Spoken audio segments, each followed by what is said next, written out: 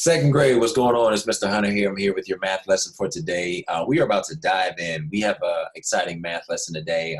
Lots of work, but you guys are prepared for that. Multiplication, I was really impressed with the work that you guys did yesterday, so I just want to commend you guys. You guys did an excellent job. Solomon, I hope you're feeling better today. Solomon, Ada, Michael, Mackenzie, all of you. Naomi, guys did a really great job. Ruby, glad to have you in class today. We are going to be talking about a few different things. We're going to be talking about interpreting a calendar. So looking at a calendar, looking at a calendar and identifying the correct date that we need to choose when we're giving information or we're given information. We're going to talk about story problems. We're going to do a story problem, 4-digit addition and subtraction problems, more carrying and borrowing. You guys are doing good with that. Some more multiplication. You guys, like I said, yesterday did an excellent job with that, really understanding what it is for multiplying. So I'm excited. You guys are multiplying, and we're going to work on this for the last month of the school year. So let's get it going. Let's dive in so that we can stay on par and be ready to hit third grade. Can you guys believe it? You're headed to third grade. Ruby, you're already in third grade, but the rest of my class, you guys are going on to the next level. So really excited for you. All right. And then you got demonstrating value of money. And then we're going to talk some more about thermometers and temperatures. All right. So you should have pages 247, 248. I have my board blank back here because I may be jumping in to help you out with some of the problems. Okay, let's look at number one. It says Emma is having a birthday party on Wednesday. Wow, somebody has a birthday this month, actually. And somebody's dad has a birthday this month, too. I know who it is, Michael and Michael's dad. All right, so you have a birthday party on Wednesday. Circle the day on the calendar. So let's look. We have Sunday, Monday, Tuesday, Wednesday. Wait a minute, there's no numbers in those first ones. Oh, the first day of the month starts on Thursday, which is a 1. So the first, second is on Friday, third is on Saturday, fourth on Sunday, fifth on Monday, sixth on Tuesday, seventh is a Wednesday. So which day do we need to circle? Because they said circle the day on the calendar that Emma's birthday. So we need to circle the number 7, and that is on the Wednesday. It's the first Wednesday of the month, all right? But the second Wednesday that we see. So number 1 is 7. So let's look at the next part. It says number 2, Ethan is 15 years old. He's 15 years old. So remember, circle or underline when you hear a number. He's 15 years old. His brother is 7. Okay, his brother is 7. So underline or circle 7. Mark the bubble under how many years older Ethan is. Oh, so let me get this right. Get this right. All right. Ethan, he's 15 years old. We don't even have to put years old. We just need to put 15, right? He's 15. And then his brother is 8 years old. They want to know how much older Ethan is than his brother. So what do? Do we add? No, we don't add. We don't add. What do we have to do? We have to take away. We have to take away. So we're going to subtract 8 from 15. So we're going to subtract 8 from 15. So can we take 8 from 5? No, we cannot. So what do? We got to take that 1 there. And I'm sorry, I crossed that out. So we're still going to keep that 5. But we cross out the 1, and we bring the 1 over here. So now it's 15. So 15 minus 8. Isn't that the number that we just had? Yeah. So did I need to do that? No, I didn't have to, because I'm still going to have to do the same thing. So what you can do, if you don't know it, you can have a number line. You can do all the way up to 15 and try that. But if you do know it, you're just going to count backwards from 15. So 14. 13, 12, 11, 10, 9, 8, 7. Wait a minute, guys. I just subtracted 8, and I got to the number 7. 7. So what, do we have a bubble up there? Is that right? Wait, 15 minus 8. Did I do this right? Yeah, it's 7. So that's the number you're going to bubble in. So 15 minus 8. Oh, guys. Mr. Hunter's moving too fast. I did it wrong. And you know what? I did that to show you guys. On some of your tests, you guys are moving really fast. And just one number being off can make the entire answer wrong. Now, how many of you guys, if you're going to be honest, how many of you were actually going along with me and you thought that was right? All right. If you did the answer correctly, if you were yelling at the screen, Mr. Hunter, stop, you're writing the wrong answer, you did it right. It's 15. But Ethan's brother is 7. His brother is 7. So that's 1 off, but it makes a big difference. So 15 minus 7 is 14, 13, 12, 11, 10, 9, 8, 7. The answer is going to be 8.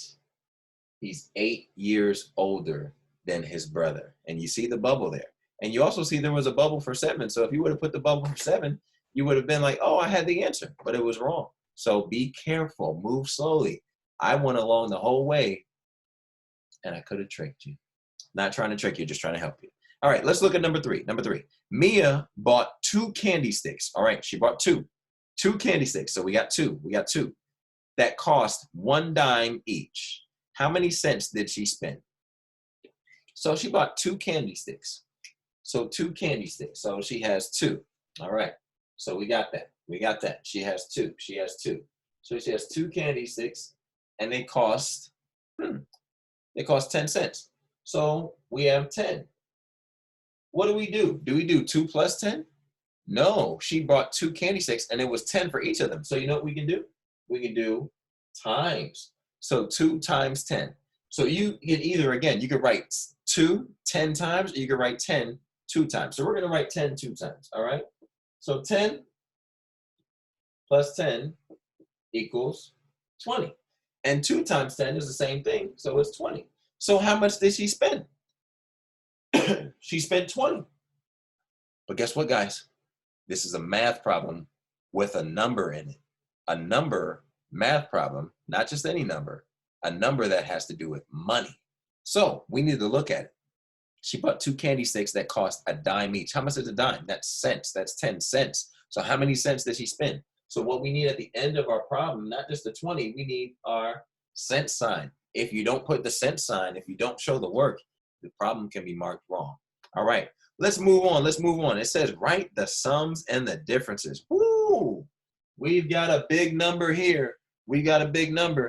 3,000. All right, Ruby, you ready? 3,546 plus 2,944. So guys, we are adding up a big number. That means if there's anything that's above 10, we're going to have to carry it over. We don't have to borrow this one. We're going to have to carry. So let's look at this. 6 plus 4. 6 plus 4, 7, 8, 9. That's going to give us 10. But guess what? We're just going to put the 0 down here because we've got to carry the 1. All right? So now we have 1 plus 4 is 5. And then 5 plus 4 is going to give us 9. Okay, so we don't have to carry anything there. We're doing just well. But now let's look at it. 5 plus 9. 5 plus 9. So 10, 11, 12, 13, 14. Ooh, we have a 4 that we have to put down here. But what do we have to do with the 1? We have to carry it over. So we're doing another trick. We're carrying something over. All right, so we have 1, and we have to plus 1. We have to plus 1. We have to see what we do here. So 1 plus 3 is going to give us 4. We know that. And then 4 plus 2 is going to give us what? 6. So 6. All right, so we have our answer. We have 6,490. Oh, 6,490. Great. All right, that looks good. Wait, why are you guys yelling at the computer? Solomon, Naomi, why are you guys yelling at the computer? The answer is right, 6,000. Oh, if you don't put the comma, is the answer correct? No. Will Mr. Hunter have to mark it wrong? Yes. Does Mr. Hunter want to mark it wrong? No. So you guys have to slow down. Again, I'm teaching this aspect to really help you understand the concept. The 1,000 mark, you get a comma right at the bottom, and now you have a correct answer, 6,490. Guys, you're going to be doing problems with 4 digits. You have problems that have the plus sign. Then you have problems we have takeaway. You have minus. You're going to have to borrow. You have to carry some of those, okay? Let's try one, not the next one, but the third one on the row. Let's try the last one. It starts with the number, I will erase this right here. All right, we have the number 593. So 593 minus 116. All right, I'm writing on the angle, so excuse me if it doesn't look great. All right, so can we take 6 from 3? No, we can't. So what do we have to do? We have to borrow. So now we're not carrying, now we're borrowing. Now we're doing the different skill set. All right, so we take 1 from 8. So we cross that out, we put 1 from 9. This gives us 8. Put an 8 there. Now we have to put a 1 here. So we're going to have 13. 13 minus 6. 13 minus 6. 12, 11, 10, 9, 8, 7. 13 minus 6 is 7. Okay, so now we have that number down there. But now we have 8 minus 1. So what are we doing with that? 8 minus 1. If you only take 1 away from 8, that's going to give you another 7. Okay. Now, how crazy would it be if we had another 7 for this number? Huh? How crazy would it be? Well, we don't have to worry about it being crazy because it's not going to happen, because 5 minus 1 is only 4. So let's bring it down. So we have a 4 in the hundreds place, a 7 in the tens place, and a 7 in the ones place, which gives us 477. 477. So 400, 7 tens, 7 ones. That is our answer. That is what we have at the bottom there. You're going to do the rest of the problems on this page here, but you have some problems down at the bottom. It says write the products multiplication. Remember, you can write 5 10 times or 10 5 times. You're counting by 10 5 times, or you're counting by 5 10 times. That's how you're doing the multiplication. Same thing for 2 times 10. We already did that up at the top and problem number 3. So look at that to get your to see if you can get some help with that. And then 8 times 10, same skill set. So I want to check this. I'm going to check this tomorrow to see how you guys did with it. All right, let's turn the page. You will get the finish. Don't worry. I'm just moving on so we can get to the end. All right. Everything else you're going to be doing on your own. Time for a water break. I'm talking a lot. All right. So it says color 1/3 of each shape. 1/3, 1/3. Color 1/3. So you have a pie. You have a pie. And we have a little triangle here. So we got that right there. All right. We got this one here. So it says color 1/3. So there's 3 spaces. So if they say color 1/3, how many spots do you need to color? 1.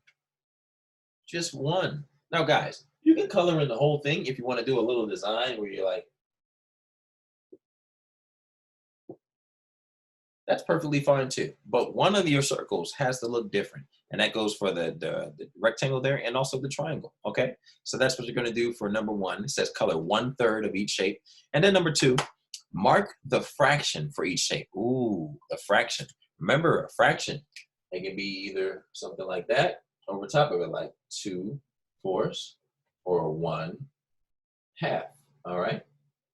So that's how you're writing a fraction. But let's look at this. All right. So it says mark NF if the parts are not fractions. All right. So we have on the first one, it's like a square. Does that look like halves or thirds?